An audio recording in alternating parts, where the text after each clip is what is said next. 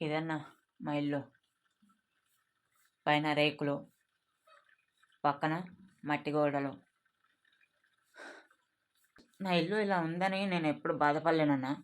కొన్ని సందర్భాల్లో వచ్చింది, మనసు పగిలిపోయింది. కానీ ఇలా ఉన్నందుకు కూడా నేను హ్యాపీగానే ఉన్నాను మీరిచ్చే ధైర్యంతోని. బట్ మనకు నచ్చిన లైఫ్ స్పెండ్ చేయలేకపోతున్నాం చూడు, అది బాగా చంపేస్తుందన్న మనసులో. ప్రతి సెకండ్ నాకు అదే గుర్తుకొస్తుంది. మనకు నచ్చిన లైఫ్ ఇంకెక్కడ దొరుకుతుంది? ఎలా కష్టపడాలి? ఎలా సాధించుకోవాలి మన లైఫ్? మనకు నచ్చిన లైఫ్.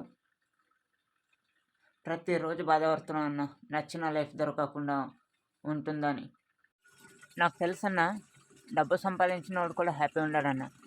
అంటే ఏదైనా తనకి ఇష్టం ఉన్న లైఫ్ గడిపితేనే, ఒక్క రూపాయి ఉన్నా కడుపుకో కారం తిన్నా హ్యాపీ ఉంటాం. కానీ పేదరికంలో ఉన్న ఎన్ని కోట్లు సంపాదించిన నచ్చిన లైఫ్ స్పెండ్ చేయకుంటే వేస్ట్ అన్న జీవితం అని అనిపిస్తుంది నాకైతే చాలా.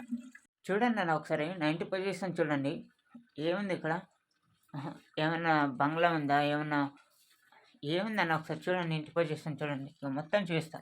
అది ఇంతేనా? నా చిన్న గది.